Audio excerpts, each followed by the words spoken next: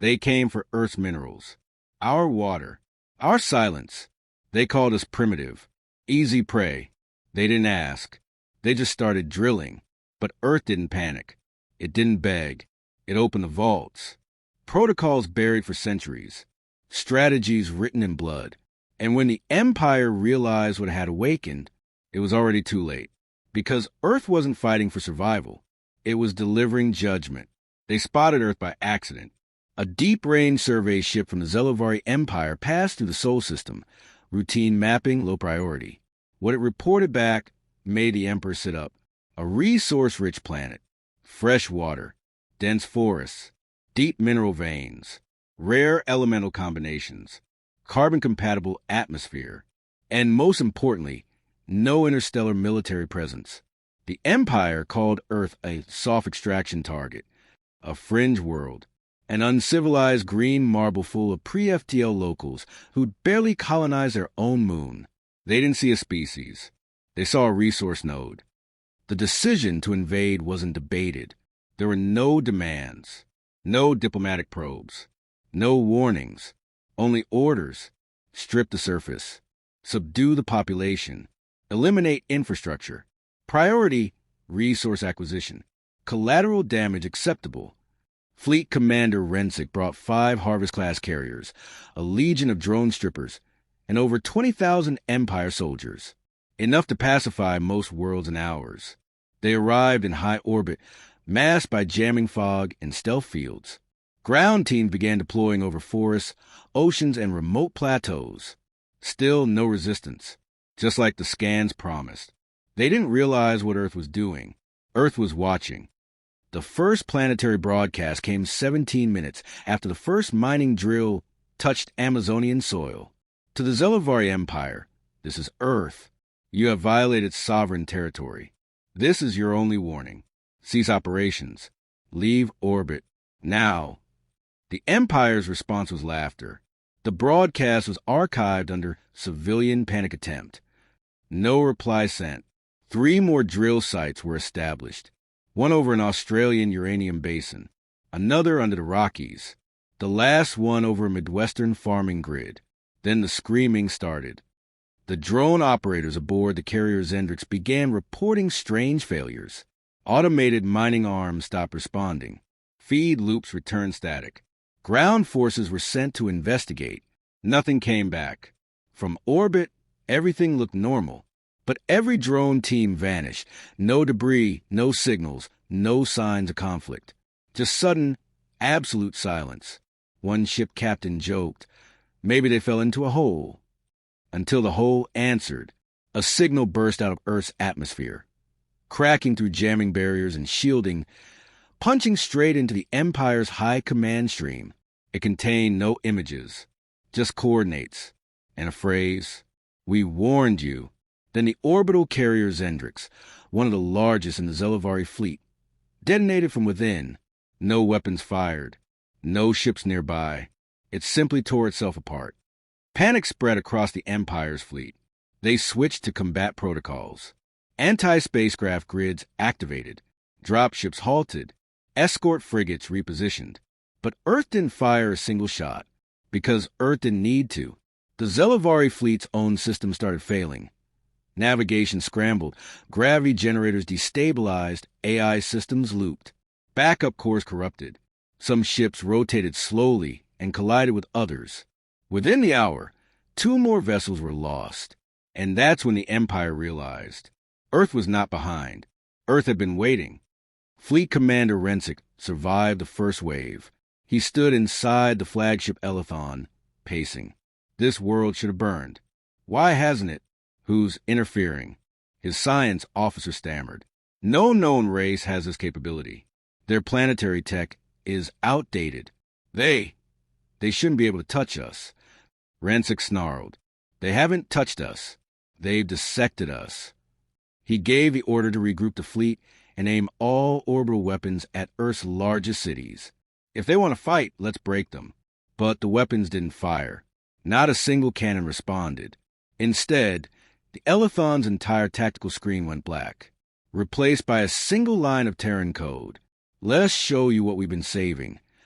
In the desert of Nevada, a hatch opened for the first time in over 100 years. In Siberia, a buried array unfolded, older than most Earth governments, aimed at space. In deep ocean trenches, black monoliths activated. Devices hidden before Earth even launched its first satellites. They weren't weapons. They were warnings. And now they were awake. The Empire tried to retreat. Engines failed. Jump drives jammed. Comms returned nonsense. Zelavari soldiers reported hallucinations. Some heard voices in their sleep whispering old Earth languages they didn't understand. Others went blind watching static screens. From the surface, humanity remained quiet until Earth sent one more message. You came for our resources. You saw a vulnerable planet. You didn't see the claws. Now you'll learn. We bury gods. The last known transmission from the Zelavari flagship was an audio clip, frantic shouting, static, metal groaning, and one human voice. You should have asked. We might have shared. Now we're going to take everything back. The Empire didn't know what Earth had done. It had fought wars, yes, but it had stored them too. Humanity learned from pain and archived every failure, every horror, every unspeakable tactic into black vaults. Not to use, but to remember what not to become. Until now, until an empire crossed a line. The vaults unlocked, not with rage, not with fear, but with calculated silence. Zelavari Command expected retaliation fleets, tactical resistance, maybe nukes. Instead, their outer systems started going dark. No explosions, no gunfire. Entire moons simply disappeared from the network. Shipyards were left intact, but all personnel were gone. AI systems were scrambled with perfectly crafted false memory logs, making them think the stations had never existed at all. Empire Command tried to issue orders. No one responded. In less than 48 hours, 7 outer colonies ceased contact.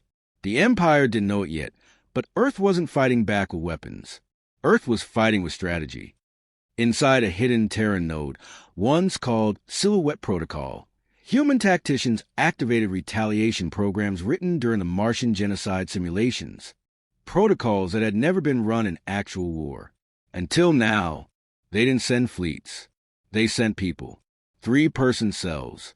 Former ghost operatives. Burned identities. Each deployed with one mission: unravel the Empire from within.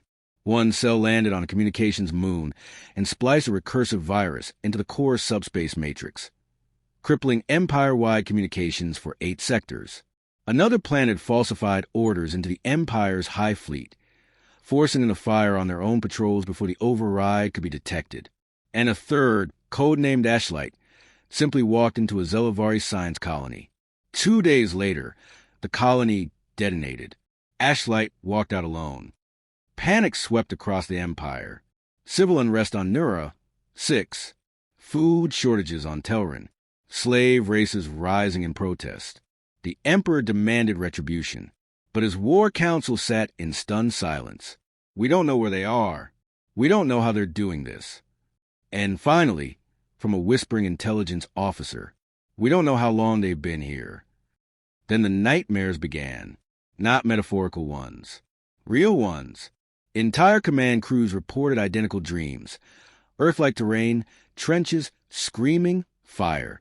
Some woke up screaming. Others never woke up at all. One admiral gouged out her own eyes after seeing a vision of a burning Terran child whispering, "We're not done." Empire psychologists tried to dismiss it as mass psychosis.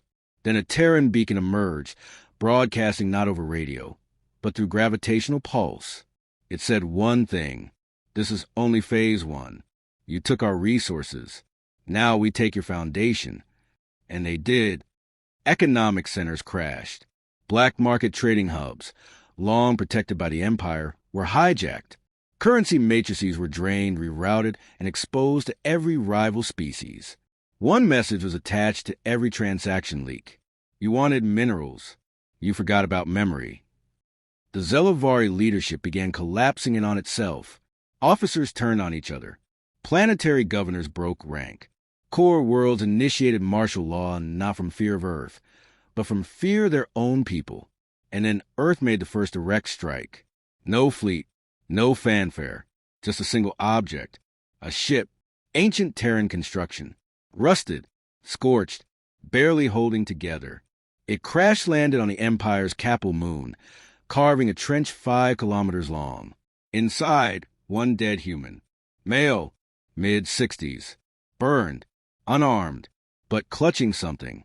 A tablet. And on that tablet were the exact blueprints to the Zelavari Central Defense Grid, with a message carved into its surface. This is the cost of stepping on our soil.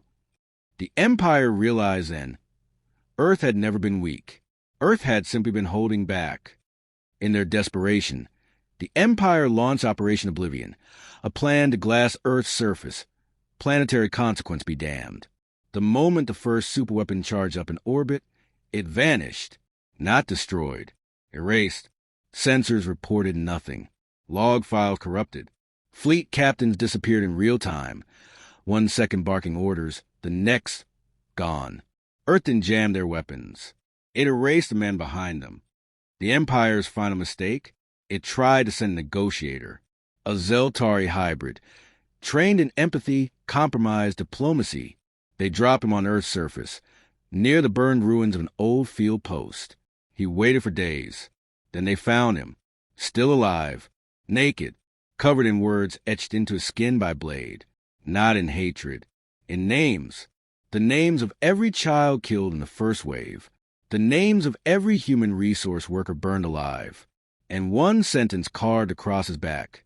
You asked for our world. This is what it costs. The Empire hadn't just lost a war. It had opened a wound it didn't know Earth had. And now that wound was bleeding stars. Zelavari High Command didn't realize the war was over, because Earth never declared victory. It never even responded.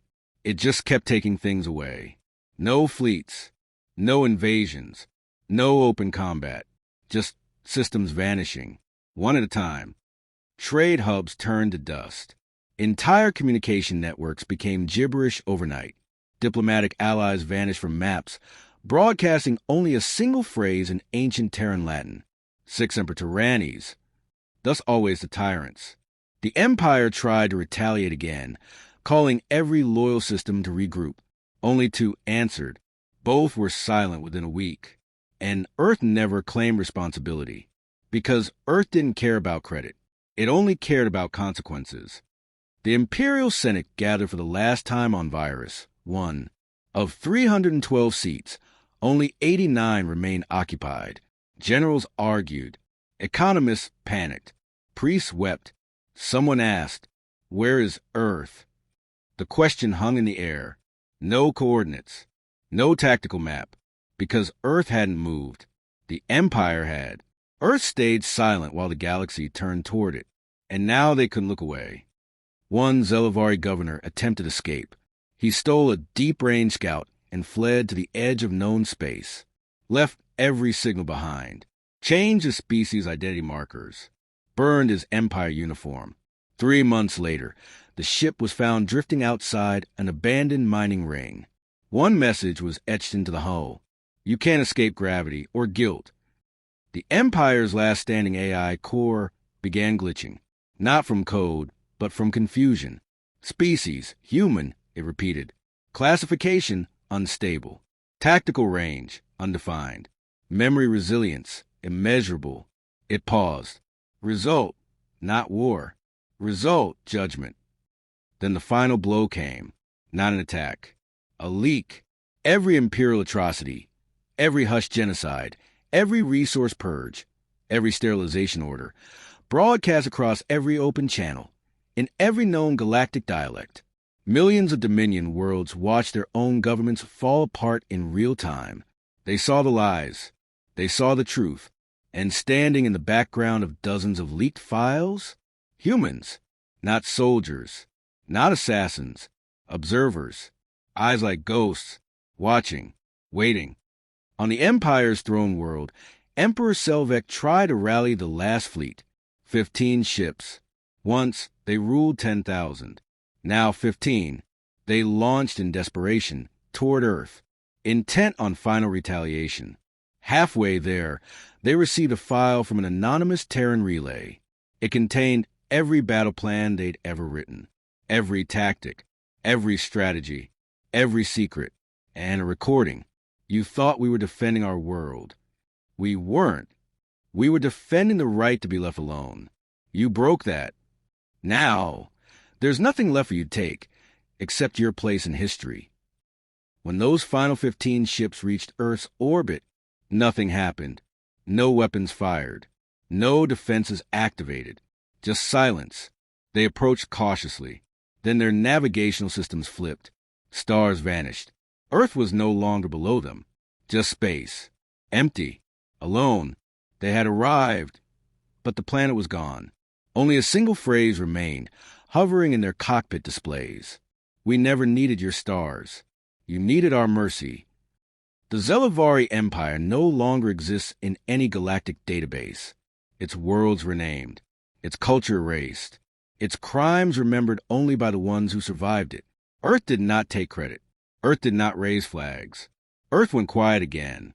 And the galaxy learned a truth it will never forget. You can study humans, mock them, exploit them, invade them. But if you ever make the mistake of taking from them what they love, you won't face retaliation. You'll face extinction with a human face. Quiet, cold, methodical. And you won't even see the end coming. Only feel it.